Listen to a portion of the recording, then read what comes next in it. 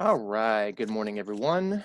Welcome back to another wonderful day of Pre-Calc 2. Last time we did finish everything that we were going to cover from Chapter 7, which included, but was not limited to, the law of sines and the law of cosines, which were used for non-right triangles. Then we went over an introduction to vectors, as well as a section dedicated to the dot product, which was just more on vectors. But that's all we're going to cover from Chapter 7. Now, the third test is not going to just cover Chapter 7. It's going to cover Chapter 7 and Chapter 11, the three sections that we'll cover starting today. And I did mention last time that we're going to temporarily skip Chapter 10 just in the interest of this Chapter 11 stuff you're going to see in the calculus sequence, whereas the Chapter 10 stuff, while you can still see it at some point, it is really just a series of formulas, pun unintended with the word choice there.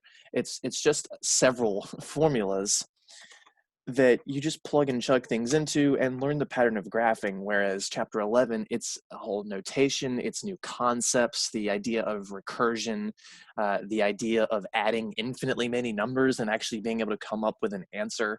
So there's some new concepts here, even though a lot of it just does fall back on formulas, it's new concepts. So I feel like it's more important to make sure we finish that stuff. And then if I don't finish everything in Chapter 10, well, that's okay, because at least we will see in the introduction to it. So without further ado, 11.1, sequences and summation notation. So I'm gonna do a mixture of typing some stuff and writing some stuff, just in the interest of keeping us sane. So an infinite sequence, which looks like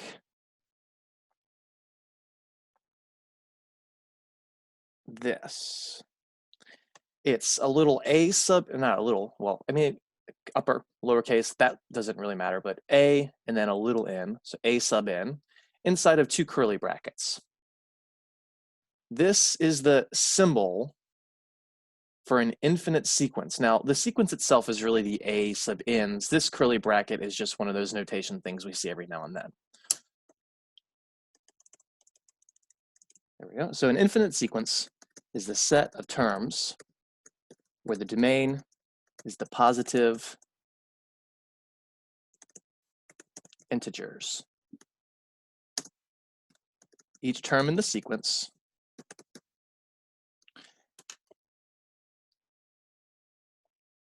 a sub 1, a sub 2, a sub 3, yada, yada, yada, all the way up to a sub n. I missed a word there. Each term in the sequence is, there we go. Can I just do this? Sweet, I can. I'm learning this drawing stuff more. So an infinite sequence, and again, this is the notation for it, is the set of terms where the domain is the positive integers. Now remember, domain deals with what we're plugging in. So we're plugging in positive integers like 1, 2, 3, 4, 5, 6, 7 into something. And when we plug it into that something, it'll spit out a number because we'll have a formula for it. And then that number is the output. The numbers are the sequence. So just to add something, a sub n is a general term.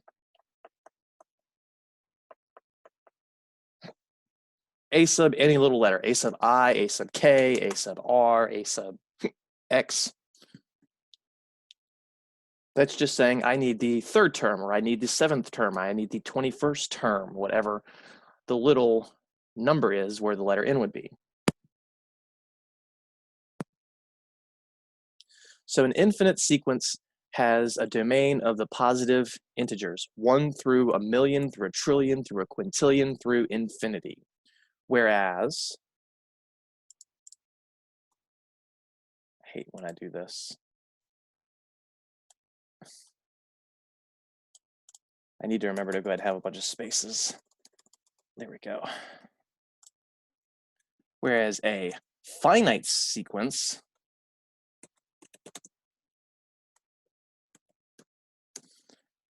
has a bounded domain. In other words, we're not going to infinity. So an infinite sequence says the domain, the numbers you'll plug in, are 1 through infinity. A finite sequence says we're going to cap that at some point. And we're going to be listing out some finite sequences first because, well, it's not really in our interest to list out an infinite sequence with actual outputs. It's okay to list it as a formula because it's just one thing, but the outputs, we would do one problem for the rest of our lives. All right. So example 1, I'm going to see if I can keep my work on this page today. Let's write the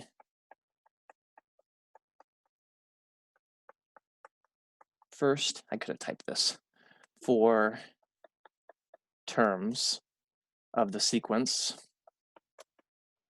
So this will be a finite sequence, at least what we're representing. And for A, we're going to have A sub n equals 4n minus 1.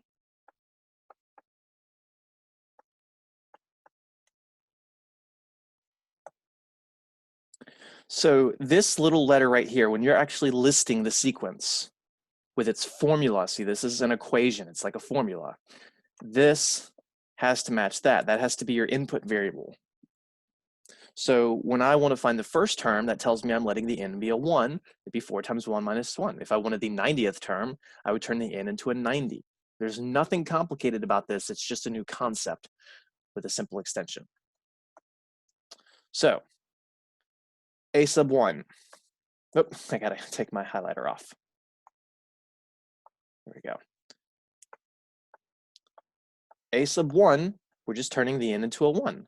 So that is 4 times, and I'll use red for the substitution, 1, then a minus 1, which is 4 minus 1, and that's 3. So the first term of the sequence is 3.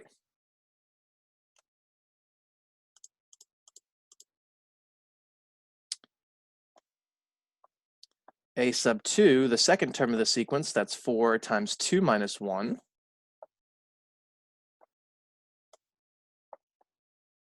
which is 8 minus 1, which is 7. So the second term of the sequence is 7. A sub 3, the third term of the sequence, would be 4 times 3 minus 1,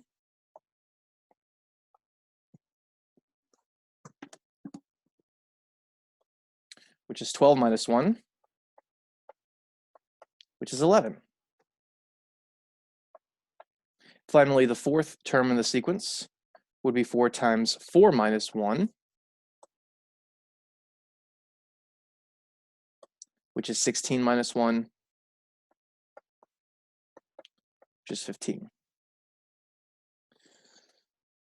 So the first 4 terms of the sequence, our answer, the A sub 1 was 3, so we go 3, comma. The second one was 7. The third one was the 11. And the fourth one was 15.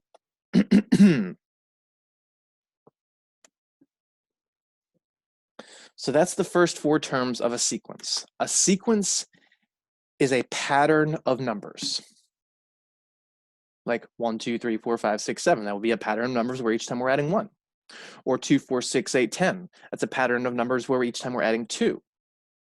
But we don't have to always just be adding a number to go from one to the other. It doesn't always have to be nice and pretty either. They can be decimals, they can be fractions. We can multiply to get to the next term. We can divide, we can subtract. We can have exponents. We can have all sorts of kooky, crazy things to go from one term to the next. And that would be determined based on this formula. So what I might like to ask here is, could you guess, without actually looking at this formula, if I didn't give you this formula, could we guess the next couple of terms of this sequence based on the pattern that we already see? So I don't want to leave that uncovered, but just again, what I'm saying here is, could you guess the next, let's just say 2 terms? Well, I would hope so, at least with practice. This is a simpler one for sure.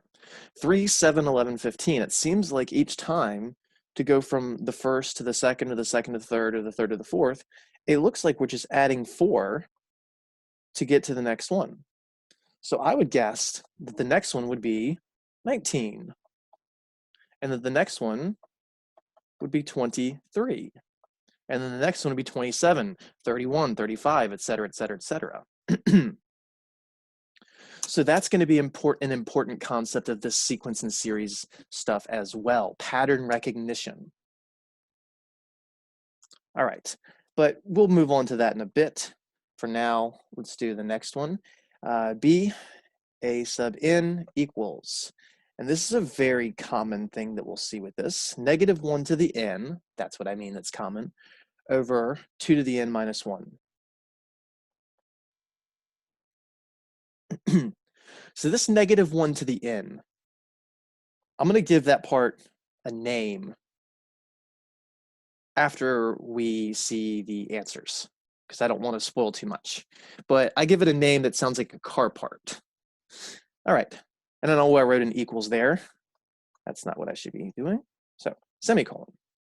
So we want the first 4 terms. Now, maybe I want the first 5 terms. Maybe we want the first 12 terms. Maybe I only want the first 2 terms. I'm just saying I want the first 4 for these examples. It doesn't have to be 4. So our A sub 1, that's where we make the n a 1. So I'll go back in red and do my n's. So there is an n there, so that's a 1. There is an n there, so that's a 1. We have to replace it twice. Nobody says we're only replacing a variable once ever in algebra. -1 to the first power, now with the parentheses around it, that means the negative's getting repeated. Well, it's not actually getting repeated because that's only a 1. So that's -1 over 2 to the first is 2, minus 1. All right, so that's -1 over 2 minus 1 is +1, which is -1. And I don't think I'm going to have enough room there, so let me scroll down to get my A sub 2. So that's -1 to the second over 2 to the second minus 1. Again, I'll show the plugging in a different color, convenience, for clarity. I didn't even check how many people we got. Ooh, 9. Where is everybody this morning? It's rainy, so I guess everybody had a hard time getting to class. All right. So -1 to the second, or -1 squared, that's -1 times -1, which is a +1. See, it was -1 last time, it's +1 this time. 2 squared is 4. 4 minus 1 is 3, so that's 1 over 3. So that's our second term. A sub 3, that's -1 to the third over 2 to the third minus 1.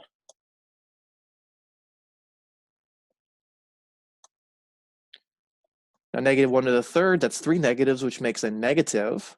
So that's -1 over, I don't know why I wrote it so big. Didn't need to do that. Over 2 cubed is 8. 8 minus 1 is 7, so that's -1 seventh. I'm going to really try and squeeze A sub 4 here. That's -1 to the fourth over 2 to the fourth minus 1.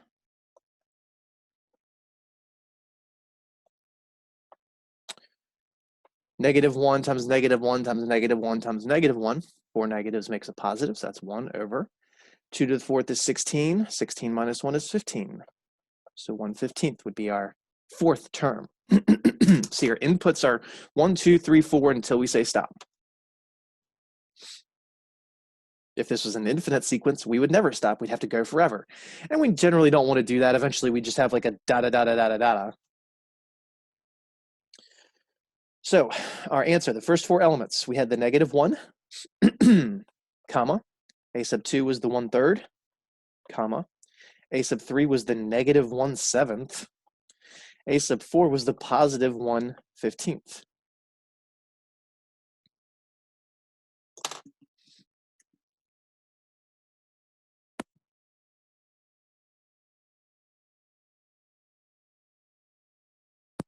So this is a weirder looking set of numbers, especially in comparison to the last one. The first one, 3, 7, 11, 15. We can hopefully, like at the snap of a finger, assuming you can hear that, figure out that pattern. Oh, it's just add 4, add 4, add 4, add 4.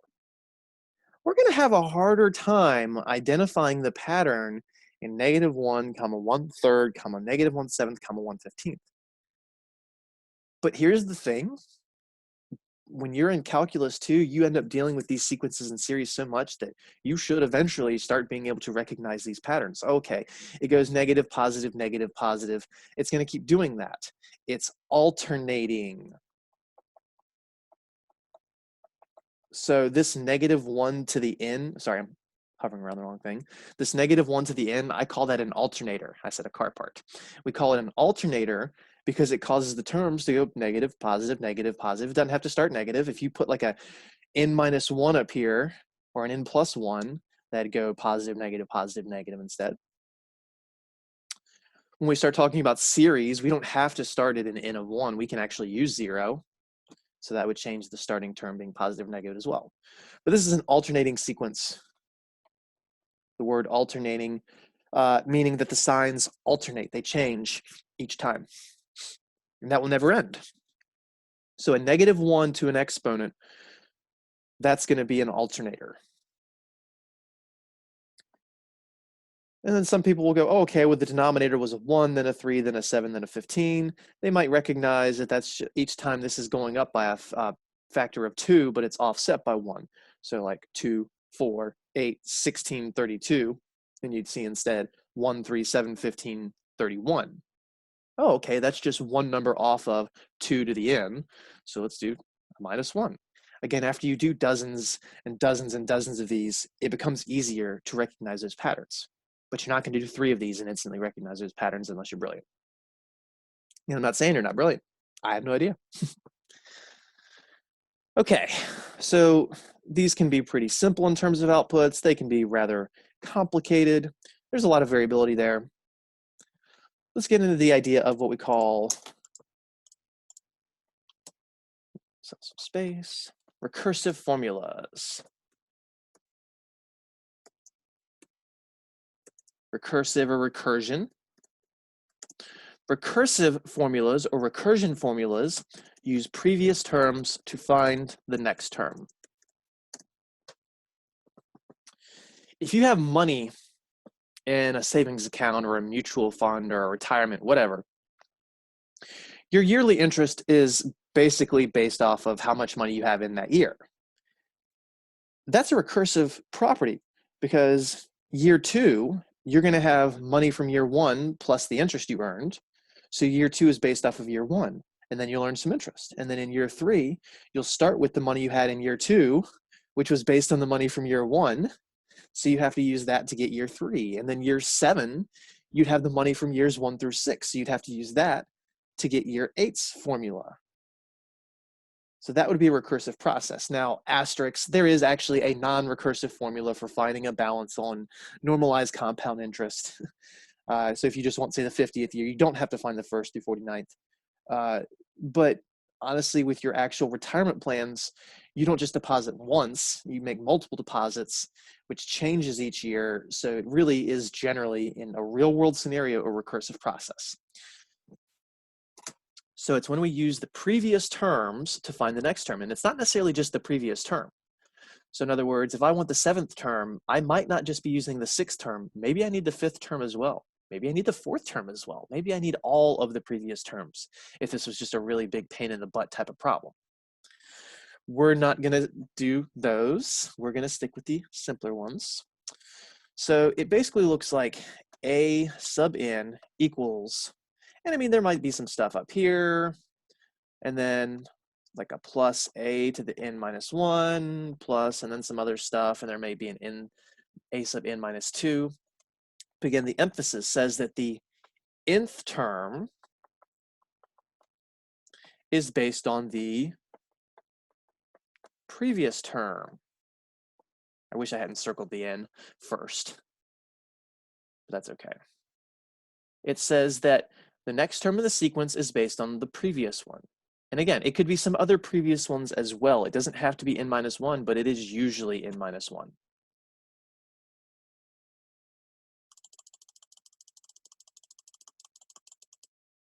Okay, so example 2. Nope, wrong color.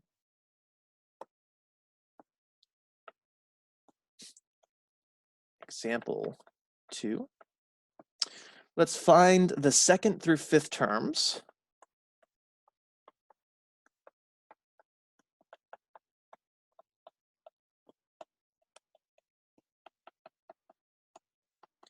If, and for A, we're going to say A sub 1 is equal to 2, and A sub n is going to be 3 times A sub n minus 1 plus 1. Notice how different this looks than the previous two examples. Our A sub n's up here were 4n minus 1 and negative 1 to the n, 2 to the n minus 1. We had numbers and we had n's, numbers and n's. This time, hold on for a second.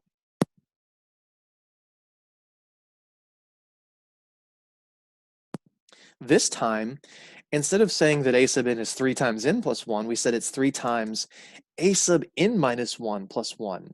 So again, this right here,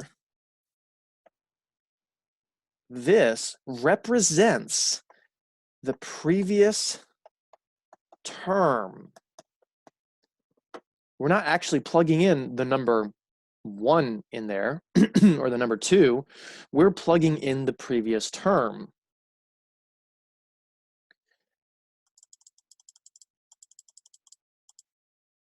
So, I gave you something else here too. Man, my throat is killing me.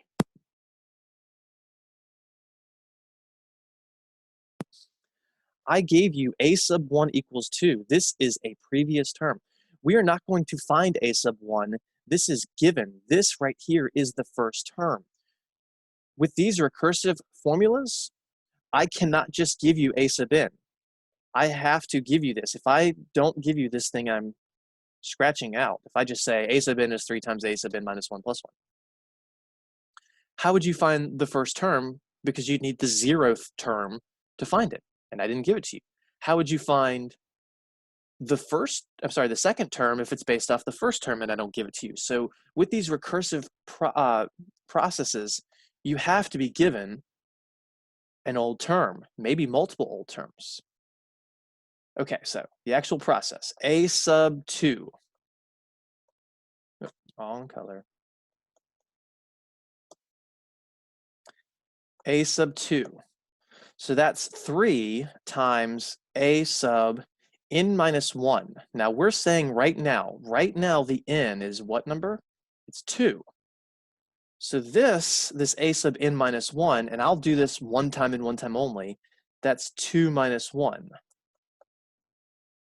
So it's 3 times A sub, and then I directly plug in the 2, but 2 minus 1 is 1. So this is 3 times A sub 1, then a plus 1. So the second term is based off of the first term. That's what this formula says. The second term is based off the first term. Well, the first term was this right here, that 2. So that's what we plug in. So it's not 3 times 1 plus 1. We're plugging in the first term. That's not something we did in the last problem. Example 1. And then 3 times 2 is 6. 6 plus 1 is 7.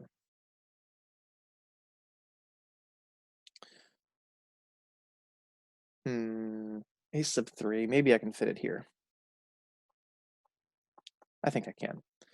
So A sub 3 would be 3 times, now remember, on this right side, that's supposed to be 1 less than the index you originally see. So that's a 3, which means this should be 3 times A sub 2 plus 1, which is 3 times the second term plus 1. Now, if I hadn't found the second term, I'd be out of luck. But we just said that the second term is 7. So that's what I plug in. The second term was right here. That was the A sub 2.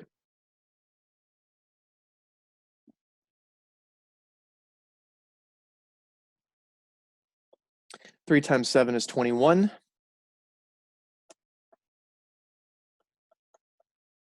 And 21, why did I write plus 2? That was silly. 21 plus 1 is, of course, 22. I think I had 22 in my head. That's what it was. So that's a sub 3. A sub 4, that would be 3 times the previous term, which is a sub 3, then plus a 1. What's 3 times, what was the previous term that we just found? It was this right here, this 22. So that's 3 times 22, then a plus 1.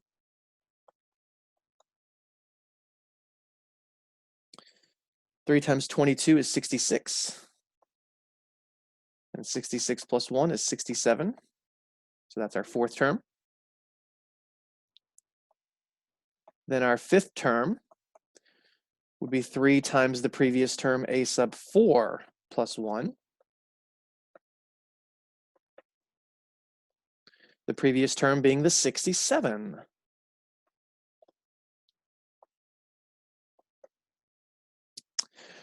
Three times 67, 180 and 21 makes 201 plus the 1 is 202.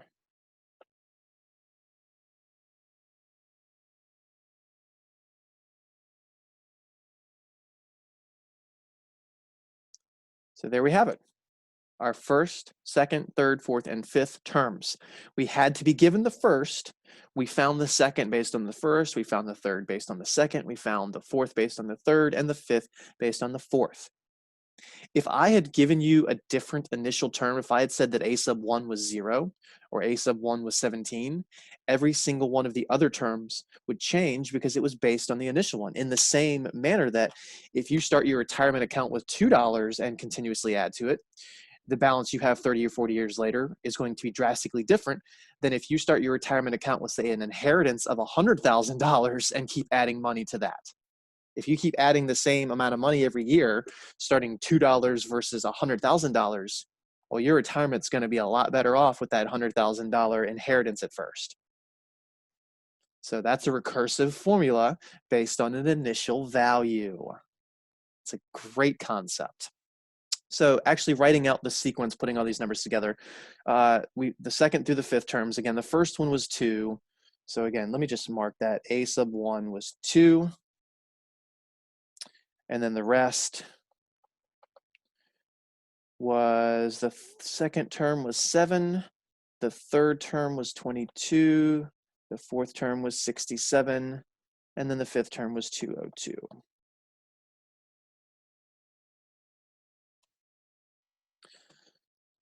You know, maybe you recognize a pattern here, going from 7 to 21, sorry, 22, going from 22 to 67. Maybe you could guess the next one.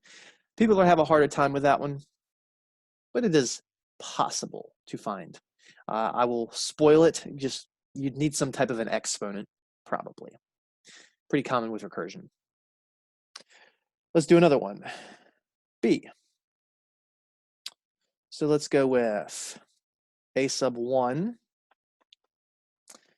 What did I have? Is equal to 1. And then a sub n is going to be 2 times a sub n minus 1 plus 5.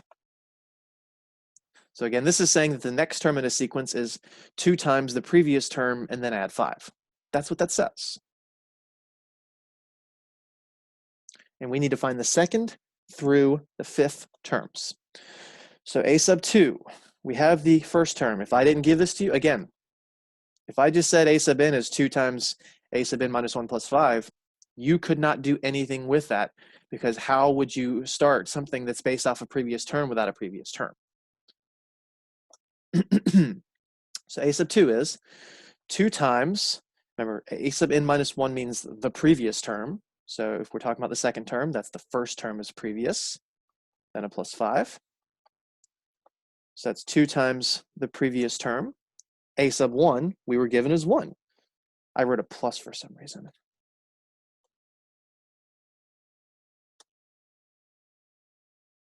So 2 times, make sure that's clear, 1, then the plus 5, which is 2 plus 5, and that's 7. So that's the second term of the sequence. Third term. So that would be 2 times the second term, the previous one, plus the 5, which is 2 times We said the previous term was 7. That's what we found. So then a plus 5, which is 14 plus 5, and that's 19.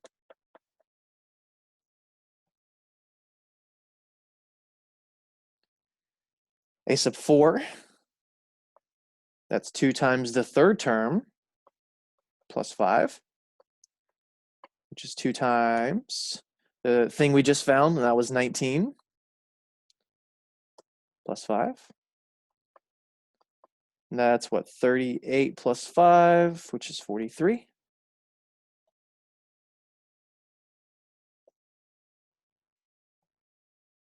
Then finally, our last term requested the 5th term. And again, doesn't have to be the last. I might ask for the 2nd through the 6th, the 2nd through the 2 millionth. I would never do that on a homework or test problem, but real world might. So that's 2 times the 4th term plus our 5. Our 4th term being 43, so 2 times 43, then plus 5. 2 times 43 is 86. 86 plus 5 is 91. Why did I start boxing that? No. Undo, please. Thank you. So again, a sub 1, that was 1, where the rest, the 2nd through the 5th, that was the 7, the 19, the 43, and the 91. So that was the 2nd through 5th. If you need to label them more specifically, be my guest. But that is good enough.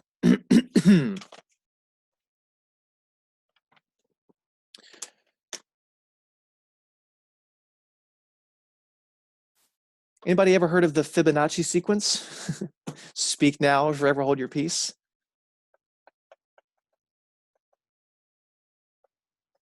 It's a very, very, very, very, very common sequence that goes 1, 1, 2, 3, 5, 8, 13, 21, et cetera, et cetera, et cetera. Guess what? This is a recursive sequence. The first term is defined as 1.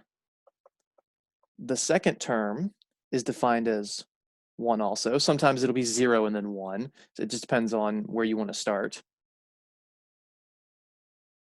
And then the next term, a sub n, is going to be the sum of the previous terms. It's a sub n minus 1 plus a sub n minus 2. That's a terrible looking 2.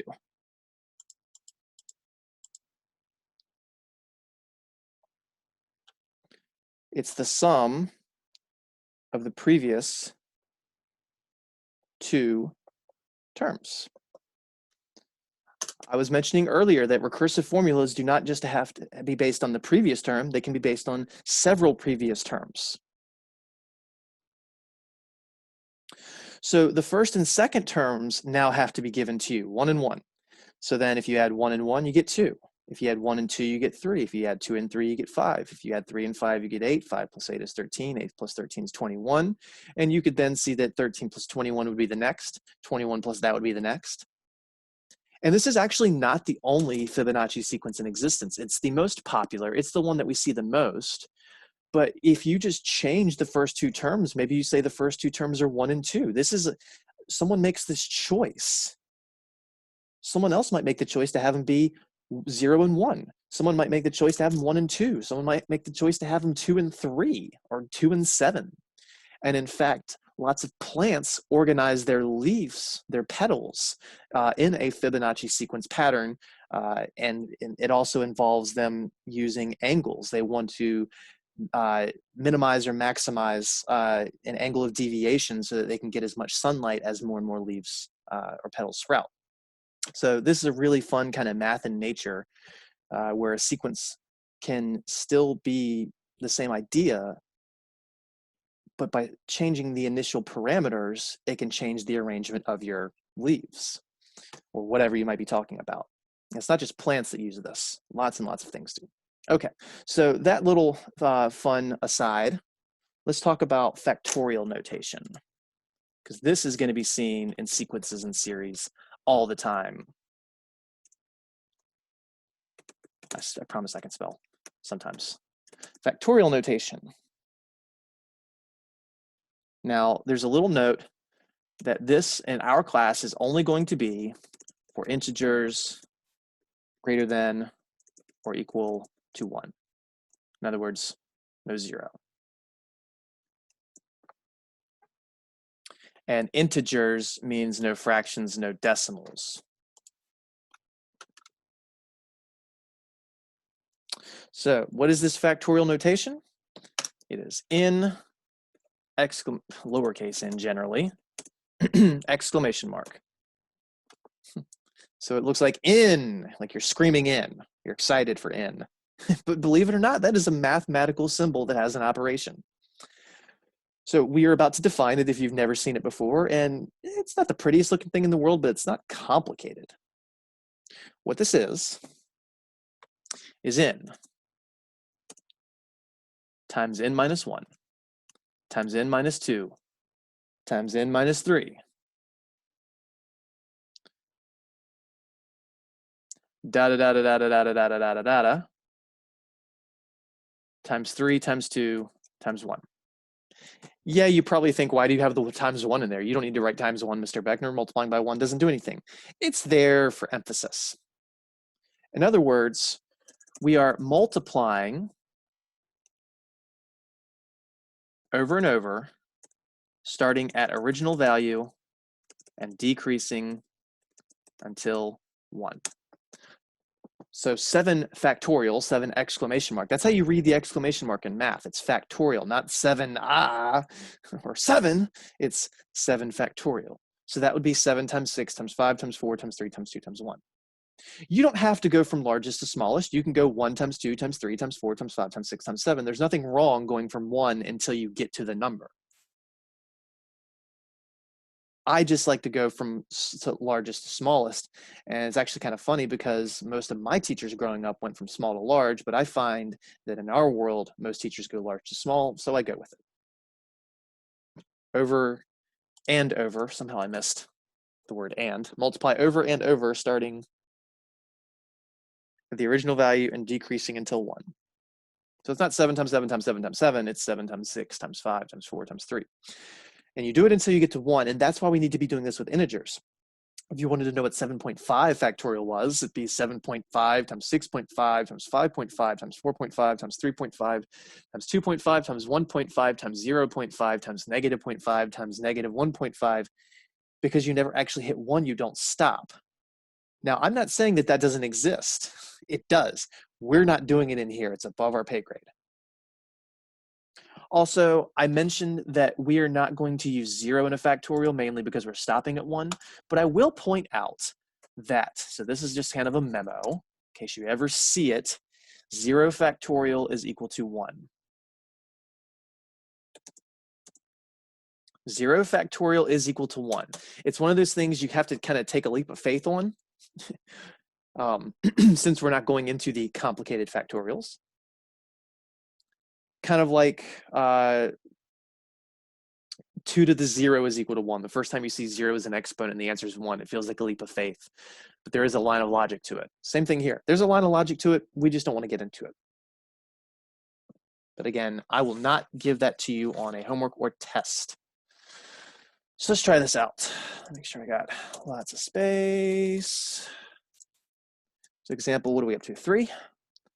Yes. Evaluate. A, we're going to do 5. 5. No, 5 factorial.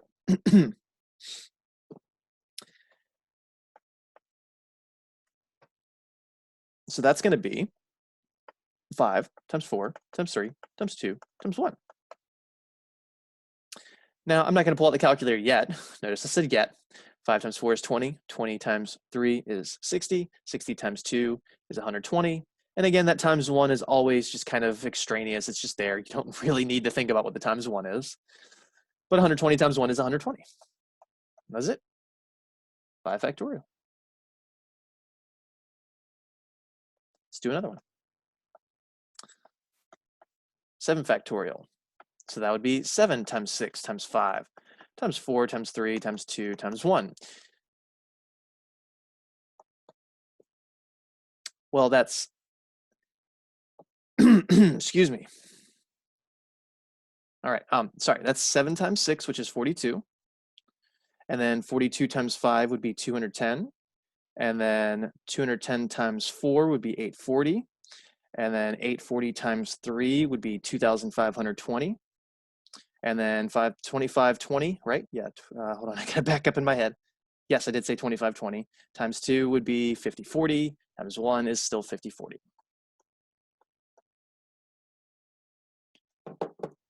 Now, what I want you to notice here is 5 factorial was 120. Just 2 later. This is 2 after that. We are not going to do any factorials between 5 and 7 except 6. So this is only 2 more higher. We're already at 5,000.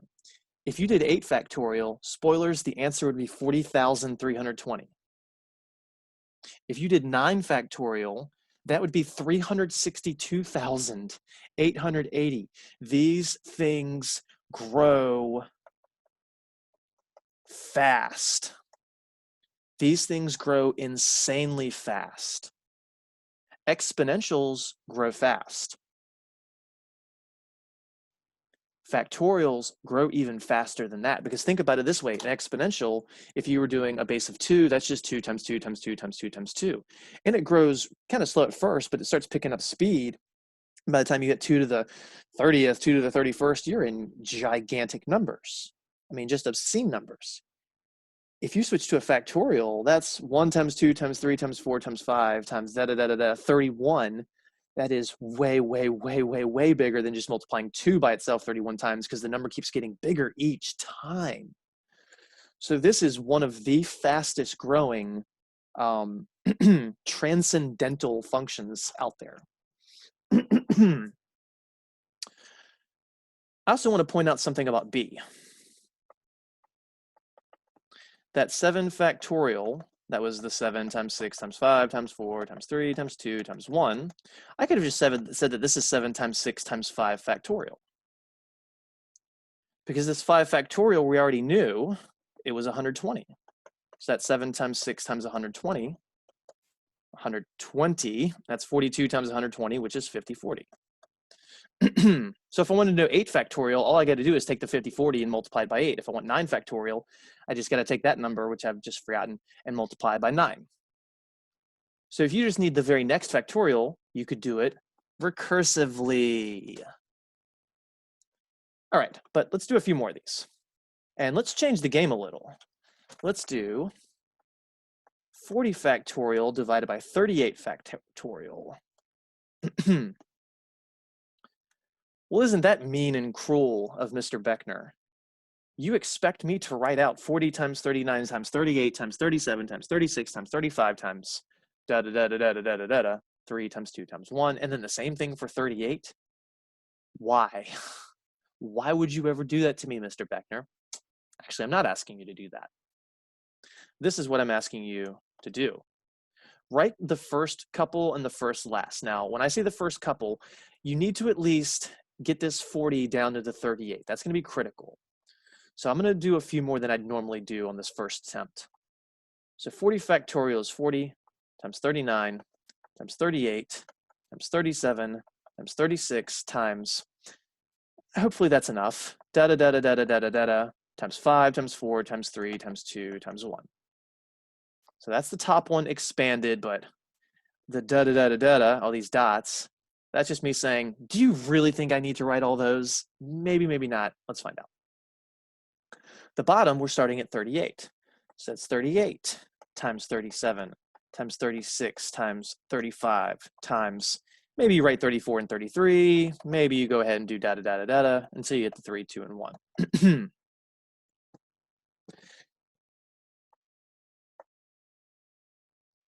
Okay. So I have not written every single number in these because hopefully we can recognize a pattern.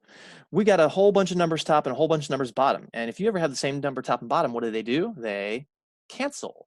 So these ones top and bottom, I mean, it feels arbitrary, but they cancel. These twos top and bottom, they cancel. The threes top and bottom, they cancel. The fours that I did not write but are in there, cancel. The fives that I did not write but are in there, cancel. The sixes, sevens, eights, nines, tens, they cancel. The tens to the 20s cancel. The 20s to the 30s cancel. 31 cancels, 32 cancels, 33, 34, they're all in there. 35. Now I wrote the 35 in the bottom. I didn't write it in the top, but it is right here somewhere. So it cancels. The 36s cancel. The 37s cancel. The 38s cancel. That's why I said you need to at least go to the 38 in the top to see that. Otherwise you might make a mistake.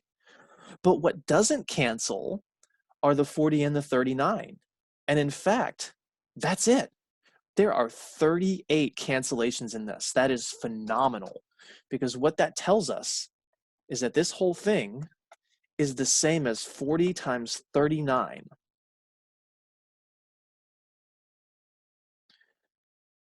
All right, 40 times 40 would be 1,600. 140 less than that would be 1,560. Again, I know I do my arithmetic in weird ways, but it works for me.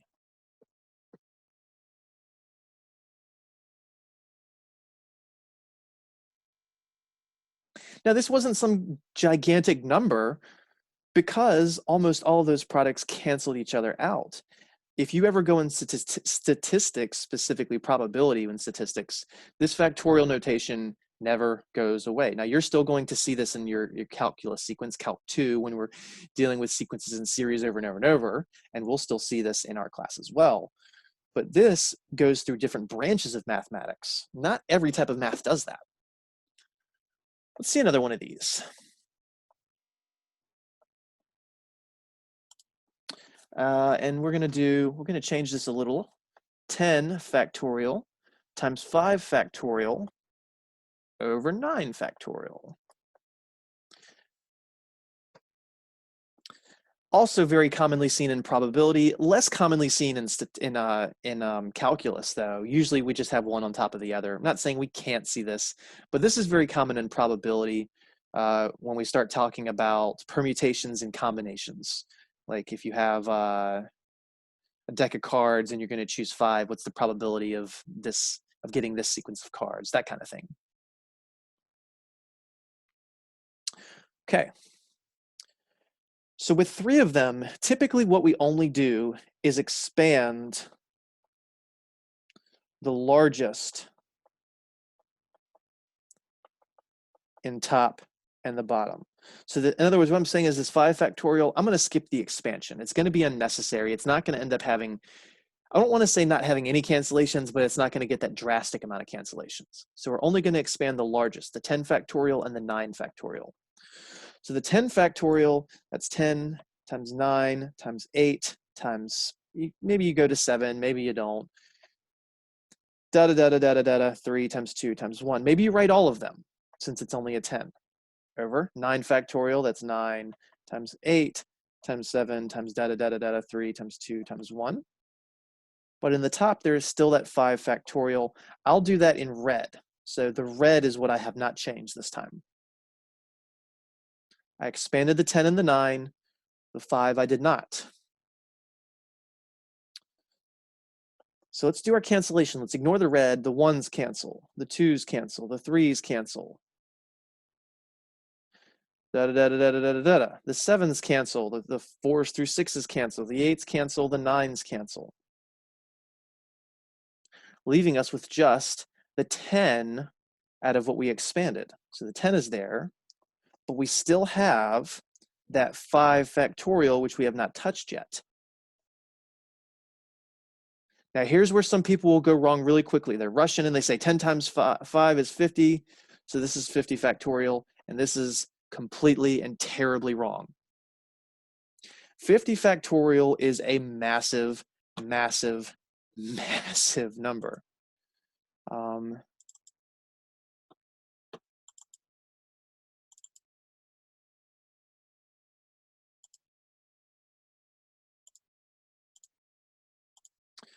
So let me show you how you can find a factorial in a TI-83. let's go back to one we've done before, the 5 factorial. You type your 5, then you go up to this button that says math. And then you need to go over to this section on the right where it says PRB, that stands for probability. So I need to go right over to that. Look at the 4th option. You could type 4, or you can go down and hit enter. There's my factorial, 120. 7, math, go right, down to that. If you have a calculator that's not a TI-83, Google how to put a factorial in, or email me, and I'll look it up myself. 50, 40, same thing we got before. Look what I would get if I typed 40 factorial. Because remember, we are in a calculator section now, divided by 38 factorial, which you should not need a calculator for this. You should be able to do these on your own. 1560, the same answer. So now that you trust the calculator, let's see what 50 factorial would be. This is so tedious. 3 point blah, blah, blah, E64. This says that's times 10 to the 64th. This is not a decimal value. That decimal goes right 64 times. You have no idea how big that number is. I don't even know the millions or billions or trillions or quintillions to say to that. It's whatever the, let's see, like the 20th one roughly is. Massive, massive number. So this is not right. What it was really supposed to be was just 5 factorial. So we have to multiply that first, which 5 factorial we already know is 120. And then the 10 is still supposed to be there. And then 10 times 120 would be 1200, a significantly smaller number. So that shows you that you cannot multiply regular numbers by factorials. You have to expand the factorial, then multiply the regular number. It's kind of an order of operations issue. And by kind of, I mean, it is an order of operations issue. So you're thinking now, Mr. Beckner, why'd you even teach me how to expand these factorials? I'm going to use my calculator every single time. Well, not if I give you this problem. What if I gave you this problem? 80 factorial over 79 factorial. Forget you, Mr. Beckner. I'm going to my calculator. I'm going to type in 80 factorial divided by 79 factorial. Uh-oh. Uh-oh. It's like there's a reason I'm teaching you this stuff. Your calculator is not as smart as us. Error overflow. The reason it's overflowing is because the calculator is trying to process the 80 factorial, which is larger than 10 to the 99th. We hit about that number at 69 factorials. 69 factorial is the largest one that your calculator can actually handle. These calculators. There are calculators that can handle larger. If I see, look, times 10 to the 98th. If I try and do 70 factorial, it's like 10 to the 100th, and that's too big for this calculator's memory. So it overflows, and it can't handle it. So your calculator is trying to do the 80 factorial first, and it can't handle it. If it tried to do the 79 factorial, it couldn't handle it, and then it would divide them. But what we're going to do instead, because we're smarter than calculators, is we're going to expand them. 80 times 79 times 78, data, data, data, 3, 2, 1. Some people don't even do the 3, 2, 1 because they know they're going to cancel. And then the 79, 78, 77, data, data, data, 3, 2, 1. We are not going to do the multiplications first. We're going to do the reductions first. So all this, the 1, 2, 3s, 10s, 20s, 30s, 50s, 60s, 70s, up to 79 would cancel. And this whole thing is simply 80. But our calculator is not as smart as us and could not have done that. So why did I teach you the technique? Because calculators aren't always going to do it for you. We're doing 20 minutes. All right. So very critical skill to have. Example 4.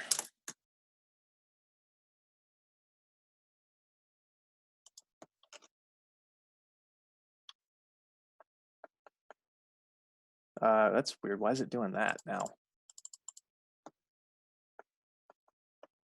Okie dokie. Write the first 3 terms.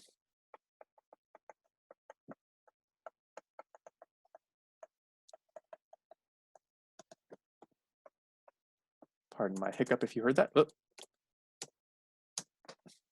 It's so weird. Okay.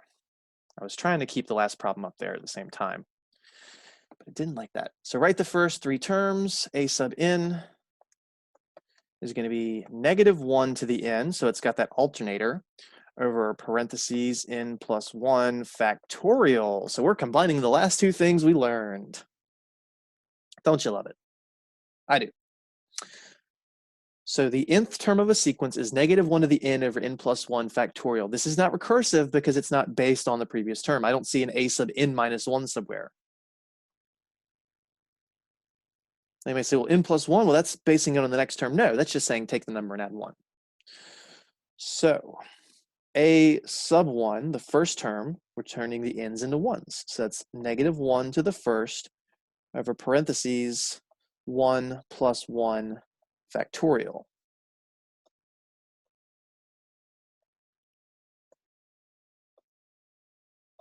-1 to the first is -1. Remember, a negative to an odd is negative, to an even is positive. 1 plus 1 is 2, so that bottom is 2 factorial, which is -1 over 2 times 1. Nothing cancels, and you get -1/2.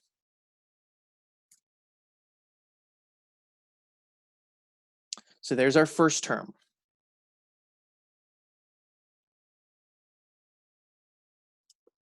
Our second term, a sub 2,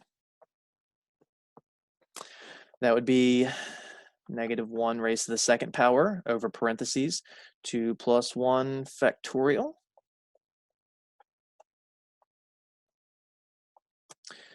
-1 to an even is a positive, so that's +1 over 2 plus 1 is 3, so that's 3 factorial, which is 1 over 3 times 2 times 1. 3 times 2 is 6, so that's a sixth.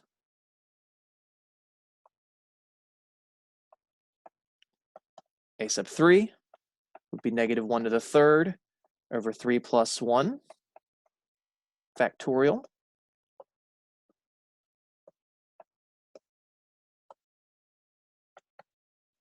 A negative to an odd is a negative, so the top's -1. 3 plus 1 is 4, so the bottom is 4 factorial. That's -1 over 4 times 3 times 2 times 1. 4 times 3 is 12. 12 times 2 is 24, so that's -1 over 24. So the first 3 terms are going to be -1/2, +1/6. Just make that a little better. And then -1/24. So they're going negative, positive, negative, positive, negative, positive. So the next term would be a positive. And you would eventually learn to recognize the pattern here. Okay, from the first term to the second term, I multiplied by 3. To get to the next one, multiplied by 4. Well, that feels like a factorial, so maybe the next one I multiply by 5. And sure enough, it is. The next one would be +1 over 120. And the next one, you'd multiply the bottom by 6. So that'd be what? -1 over 720. So if you start recognizing patterns, it means you don't have to always have to go back to the formula. You can just use that pattern. For, I don't know why I write this as an A. That's going to be the only one for example 4. That's just example 4.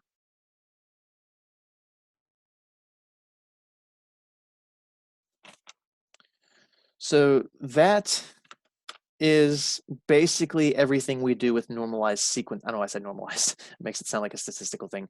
Normal sequences. Moving forward, what we'll study mostly are going to be series. Now, a series uses something known as summation notation.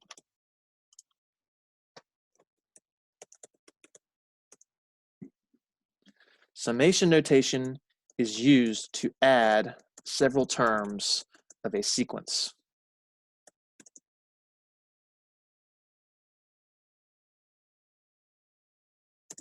This is typically for a series,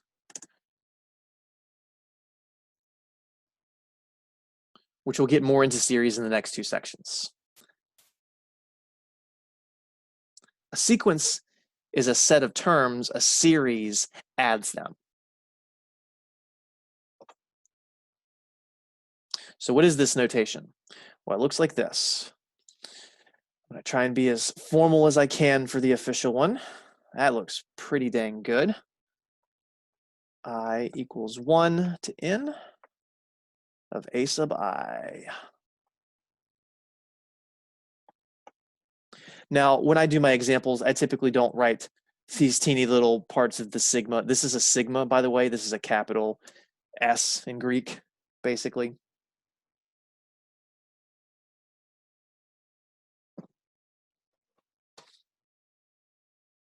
So this is a sub 1 plus a sub 2 plus a sub 3 plus da da da da da da, and then you go all the way up to the nth. So a couple little memos that I'm going to erase as I talk about them. Actually, you know what? I'll rewrite it to the side. That's what I want to do. So let's go over here.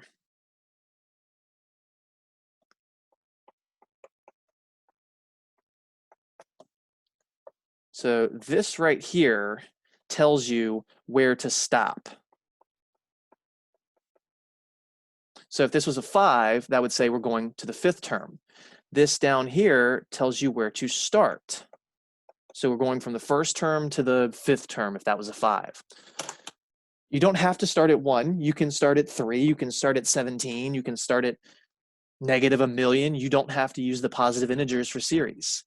We typically use positive integers for sequence, but series, you are not restricted to that. You honestly aren't restricted to that to sequences either. It's just kind of an introduction. And then this thing right here, this is what we'll add. These are the terms. So not only do we have to find the terms of the sequence, we then have to go back and add them.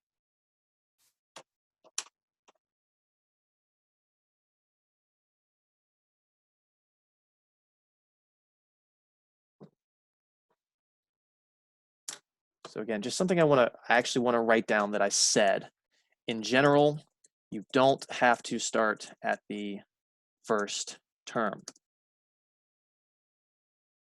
But there is one condition that n has to be greater than or equal to I, because n represents the last term, I represents the 1st term. So you're not going to start at the 5th term and go to the 3rd term. You'd have to start at the 3rd and go to the 5th. 10 minutes. So let's try this out in example 5. So this right here, never going away. You'll see it you won't really see it too much in Calc 1, but you're going to see it for like a third of Calc 2. So let's find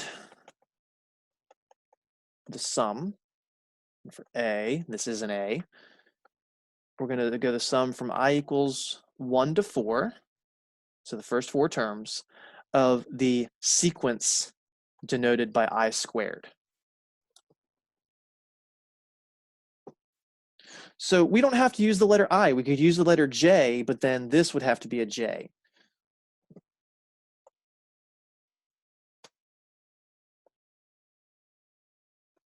What I'm saying is these two letters must match. You can't have a sequence where you write the sequence with the letter N and then write I here. You'd have to have an N here. And you don't have to use the letter I. In fact, a lot of people like to use the letter N. A lot of people don't like to use the letter N because they think, oh, that's supposed to represent the last one. No, it's just whatever number on the top. So first, you have to find the terms. Find the sequence first. So we got to find a sub 1, which again, the sequence is based on the I squared. So we're plugging in a 1 there. So that's 1 squared. I'm going to stop changing colors. 1 squared is 1. So the first term is 1. The second term, again, that's I squared. So we're taking the number 2 and squaring it. 2 squared, which is 4. These are actually pretty easy to calculate. The third term, that's the 3 squared, which is 9. And then the fourth term is 4 squared, which is 16. Again, I didn't have nearly as complicated of a sequence formula for this one. Just square the number, square the index in particular. So the fifth one would be 25. The sixth one would be 36, 49, 64, et cetera, et cetera. And that is a 16 word, kind of cut that off for some reason. So now we just add them. That's what this says. So the sum of the first through the fourth terms of the sequence, the index being squared, is really 1 plus 4. Let me write it with the more official notation first. This is something I generally don't do. It's the first term plus the second term plus the third term plus the fourth term, which the first term was 1, the second was 4, the third was 9, and the fourth was 16. 1 and 4 is 5, 5 and 9 is 14, 14 and 6 is 30.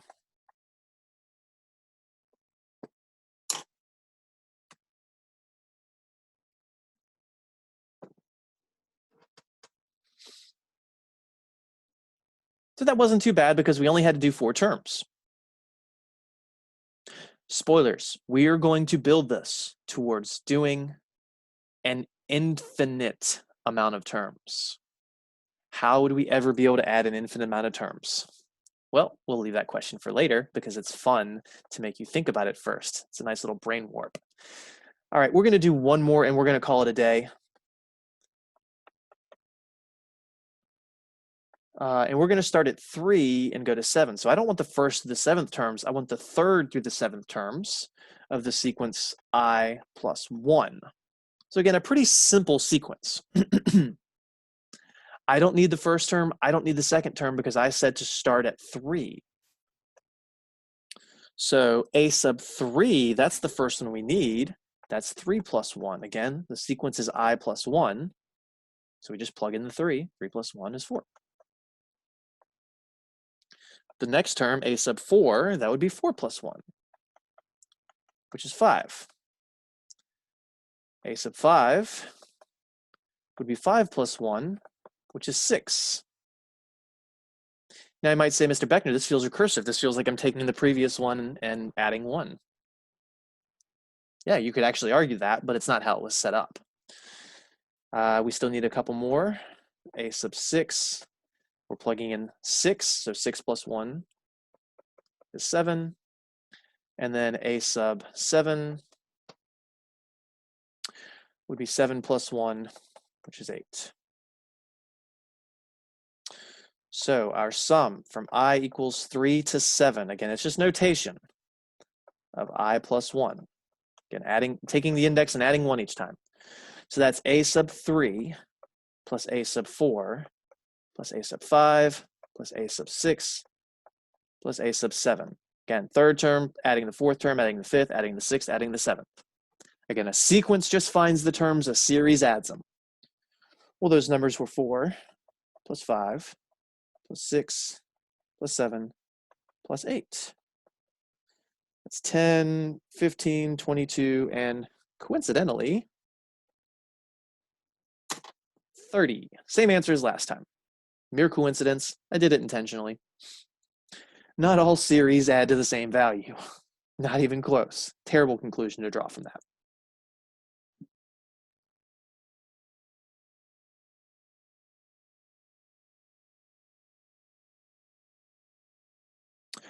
So we're going to go ahead and call it a day there. We have 2 more examples that we'll do from example 5, and that will actually finish up 11.1. So we are almost done with 11.1. We'll finish that in like 5 minutes next time. And I know you might say, well, hey, we have 5 minutes now. It might be a little more than 5 minutes. because I think that last one is going to take us a little more time to set up. Actually, I take that back. I have a set of example 6 I forgot about. So it's going to be another. I knew there was a reason I stopped. Okay. So again, have a good one. We will finish 11.1 next time, as well as dive into 11.2. We may be able to finish 11.2 next class. I don't want to say yet. We'll find out. Until next time. Remember, this meeting will go up if you need to rewatch anything no later than roughly noon today. Have a good one. We'll see you on the internet Wednesday.